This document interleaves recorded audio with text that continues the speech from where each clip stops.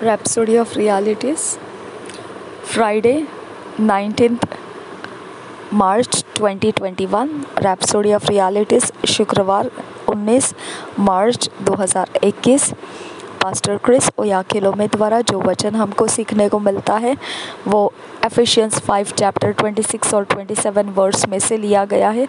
आज का विषय इफिसियों के पत्र 5 अध्याय 26 और 27 वचन में से लिया गया है। विषय होली, फॉल्टलेस एंड गिल्टलेस, पवित्र, बेगुनाह और निर्दोष। पवित्र, बेगुनाह और निर्दोष, दोष रहित।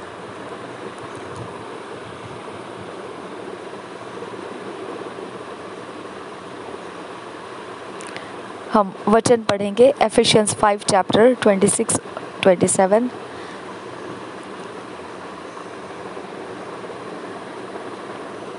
एक मिनट, हम इसे दोबारा देखेंगे। ये जो आज का विषय है holy, faultless and guiltless. Holy, faultless and guiltless. हम हिंदी में इसे पवित्र, बेगुनाह और निर्दोष, यही उसका मतलब बनता है। पवित्र, बेगुनाह और दोष रहित, बिना दोष के। हम पढ़ेंगे Ephesians 5 chapter 26-27 verse. That he might sanctify and cleanse it with the washing of water by the word, that he might present it to himself a glorious church, not having spot or wrinkle or any such thing, but that it should be holy and without blemish। और एक बार पढ़ेंगे। That he might sanctify and cleanse it with the washing of water by the word, that he might present it to himself a glorious church, not having spot or wrinkle or any such thing, but that it should be holy and without blemish। English में हमने पढ़ा, अब हम हिंदी में पढ़ेंगे यही वचन को BSI बाइबल में से। इफिसियों के पत्री 5 अध्याय 26 और 27 वचन। कि उसको वचन के द्वारा जल के स्नान से शुद्ध करके पवित्र बनाए, और उसे एक ऐसी तेजस्वी कलसिया बनाकर अपने पास खड़ी करे, जिससे न कलंक, न झुर्री, न कोई और ऐसी वस्तु हो, वरन पवित्र और निर्दोष हो। और एक बार इफिसियों की पत्री 5 अध्याय 26 और 27 वचन। कि उसको वचन के द्वारा जल के स्नान से शुद्ध करके पवित्र बनाए, और उसे एक ऐसी तेजस्वी कलीसिया बनाकर अपने पास खड़ी करे, जिसमें न कलंक, न झुर्री, न कोई और ऐसी वस्तु हो, वरन पवित्र और निर्दोष हो। The Lord Jesus is coming for a glorious church, one without blemish, a faultless church। प्रभु यीशु मसीह जो आ रहा है वह महिमामय चर्च कलसिया के लिए आ रहा है। ऐसी कलसिया जो निष्कलंक है और निर्दोष कलसिया है। You say, is that possible? आप कहेंगे क्या यह संभव है? Absolutely, बिल्कुल संभव है। That's what his redemptive work was all about।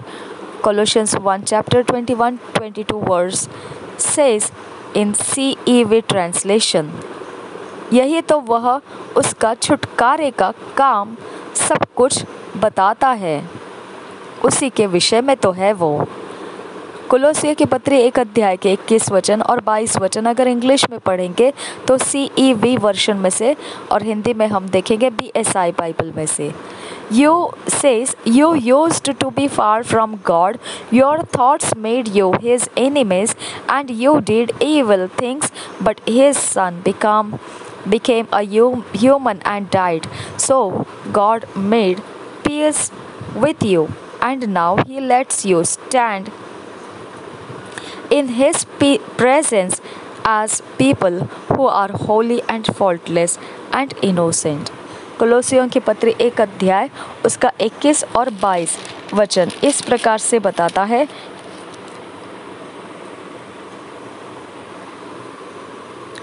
तुम जो पहले निकाले हुए थे और बुरे कामों के कारण मन से बैरी थे, उसने अब उसकी शारीरिक देह में मृत्यु के द्वारा तुम्हारा भी मेल कर लिया, ताकि तुम्हें अपने सम्मुख पवित्र और निष्कलंक और निर्दोष बनाकर उपस्थित करे।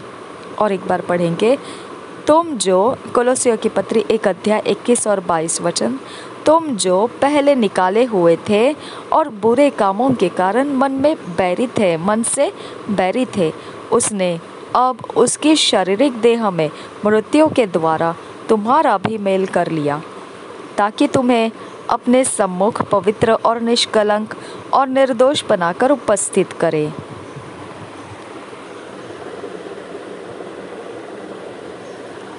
Through the sacrifice of his own body as the sin payment on your behalf, you now dwell in his presence. उसने जो बलिदान किया, उसके अपने शरीर का पाप के मूल्य चुकाने के खातिर, हमारे खातिर उसने ऐसा बलिदान किया।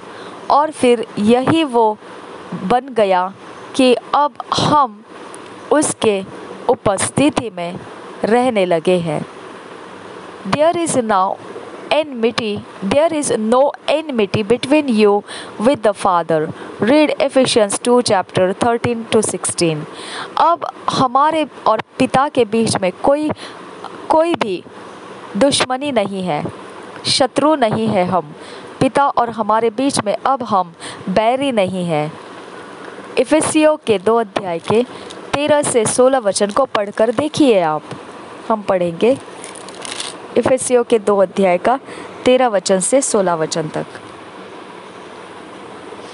पर अब मसीह यीशु में तुम जो पहले दूर थे, मसीह के लहू के द्वारा निकट हो गए हो, क्योंकि वही हमारा मेल है, जिसने दोनों को एक कर लिया और अलग करने वाली दीवार को जो बीच में थी ढा दिया, और अपने शरीर में बैर अर्थात वह व्यवस्था जिसकी आज्ञाएं विधियों की रीति पर थी, मिटा दिया, कि दोनों से अपने में एक नया मनुष्य उत्पन्न करके मेल करा दे, और क्रूस पर बैर को नाश करके इसके द्वारा दोनों को एक देह बनाकर परमेश्वर से मिलाए।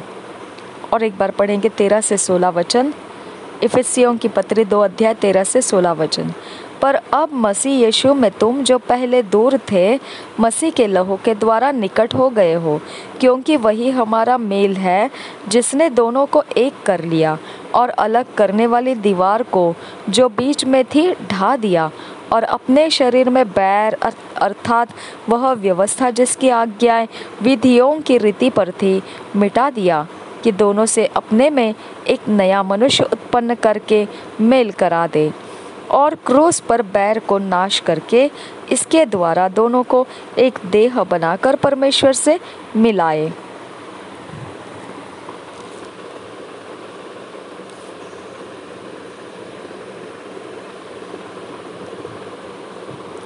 How comforting it is to know the true nature and character of our heavenly Father. कितना ही हमें वह तसल्ली देता है इस बात को समझते हुए, कैसा वह सच्चा स्वभाव और चरित्र है हमारे स्वर्गीय पिता का। He brought us to himself. उसने हमको उसके लिए लाया।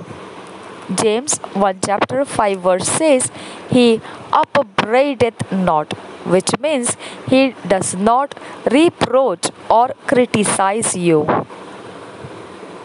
याकूब की पत्री उसका 1 अध्याय 5 वचन वो हमसे इस प्रकार से कहता है। याकूब की पत्री 1 अध्याय उसका 5 वचन इस प्रकार से कहता है, पर यदि तुम में से किसी को बुद्धि की घटी हो तो परमेश्वर से मांगे, जो बिना उल्हाना दिए सबको उदारता से देता है, और उसको दी जाएगी। वो हमको बिना उल्हाना के उदारता से देता है, सबको वो उदारता से देता है। यहाँ पर वही लिखा है कि अपब्रेडथ नॉट, वह किसी को दोष नहीं लगाता है, बिना उल्हाना के, बिना उल्हाना के, वह बिना दोष लगाए।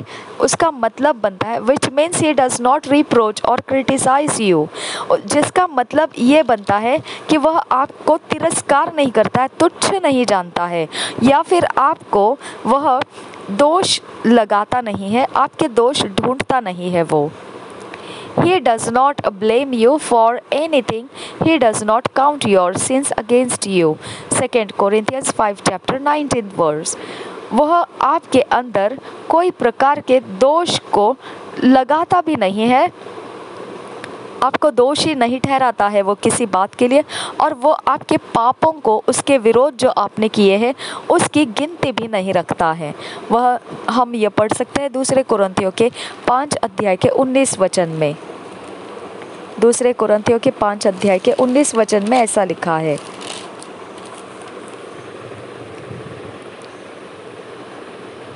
अर्थात परमेश्वर ने मसीह में होकर अपने साथ संसार का मेल मिलाप कर लिया और उनके अपराधों का दोष उन पर नहीं लगाया, और उसने मेल मिलाप का वचन हमें सौंप दिया है। और एक बार पढ़ेंगे 2 कुरिन्थियों 5 अध्याय 19 वचन, अर्थात परमेश्वर ने मसीह में होकर अपने साथ संसार का मेल मिलाप कर लिया और उनके अपराधों का दोष उन पर नहीं लगाया, और उसने मेल मिलाप का वचन हमें सौंप दिया है।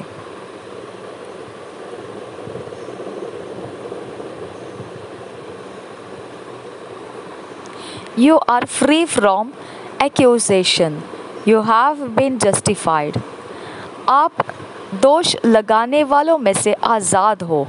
हर एक दोषों में से जो आपको दोषी ठहरा सकता है, ऐसे सारे दोषों में से आप आज़ाद हो। अभी आप निर्दोष ठहराए गए हैं। न्याय के सामने आपको न्याय मुक्त किया गया है।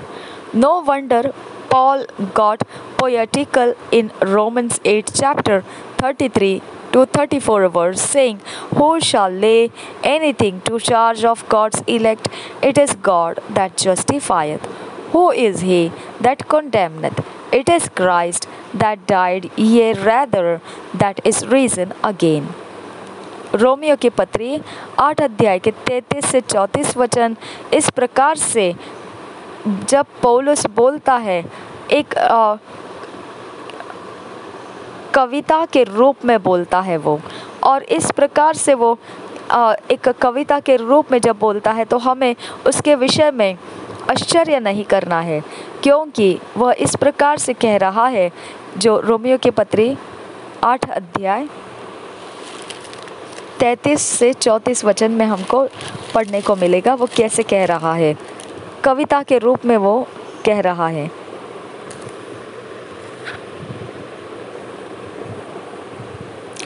परमेश्वर के चुने हुओं पर दोष कौन लगाएगा? परमेश्वर ही है जो उनको धर्मी ठहराने वाला है। फिर कौन है जो दंड की आज्ञा देगा? मसीह ही है जो मर गया, वरन मुर्दों में से जी भी उठा, और परमेश्वर के दाहिनी ओर है, और हमारे लिए निवेदन भी करता है। यहाँ पर इस प्रकार से है 33 और 34 वचन।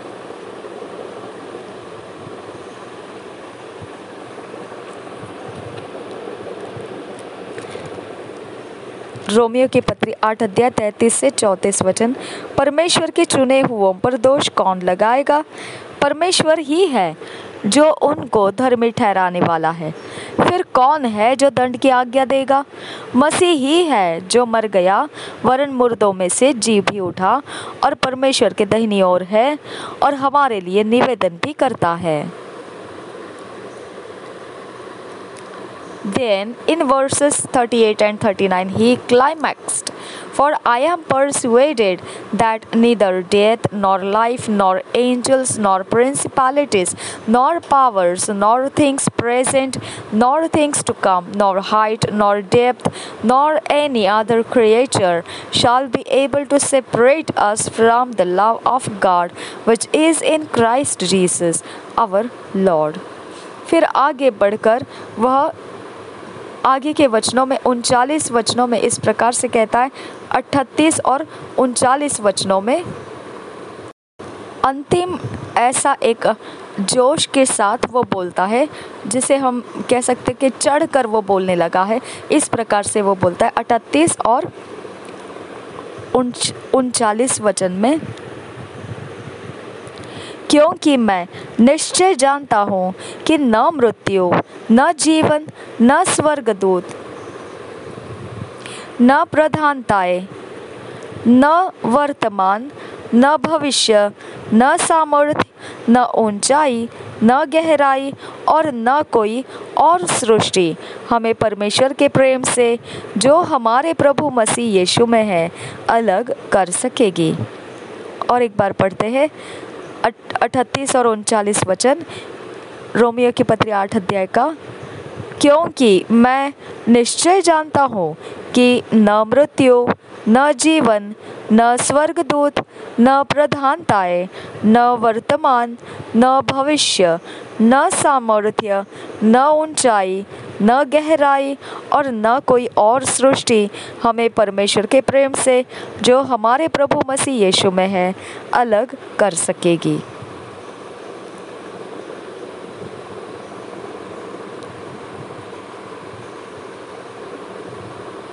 Christ Jesus already died for you. He was condemned in your place. मसीह यीशु जो है वो आपके लिए पहले ही मर चुका और उसके ऊपर आपकी जगह पर दोष लगाया गया है।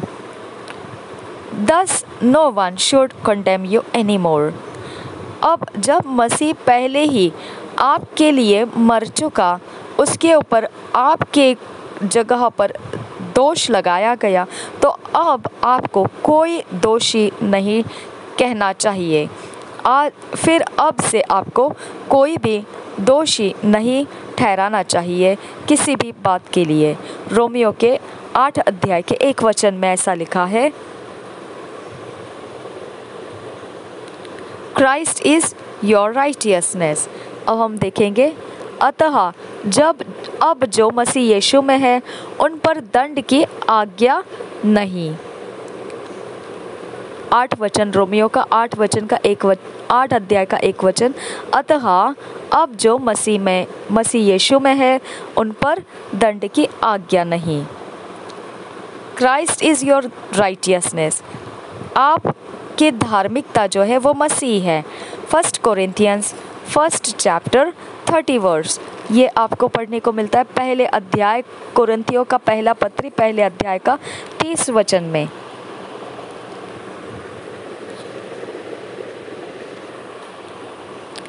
परंतु उसी की ओर से तुम मसीह यीशु में हो, जो परमेश्वर की ओर से हमारे लिए ज्ञान ठहरा, अर्थात धर्म और पवित्रता और छुटकारा। तो मसीह हमारा धर्म है। It is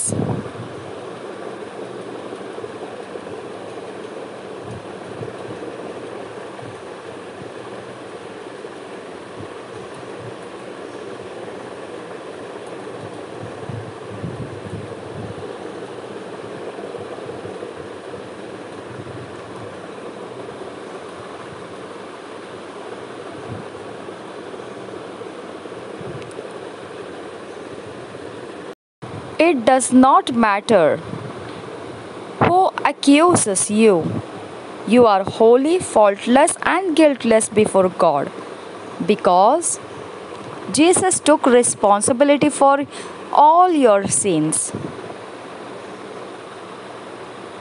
अब कोई मायने नहीं रखता है आपको कौन दोष लगाता है, आपको कौन इल्ज़ाम लगाता है आपके ऊपर, क्योंकि अब आप पवित्र, बेगुनाह और निर्दोष ठहराए गए हैं परमेश्वर के सामने। इसका कारण यह है, यीशु मसीह ने जिम्मेदारी उठाया आपके सारे पापों का।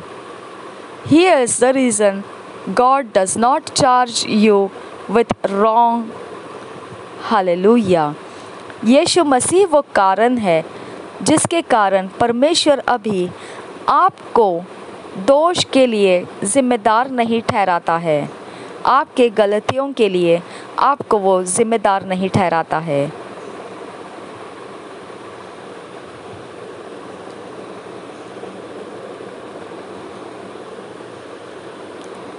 आपके गलतियों का वो आपके ऊपर दोष नहीं लगाता है।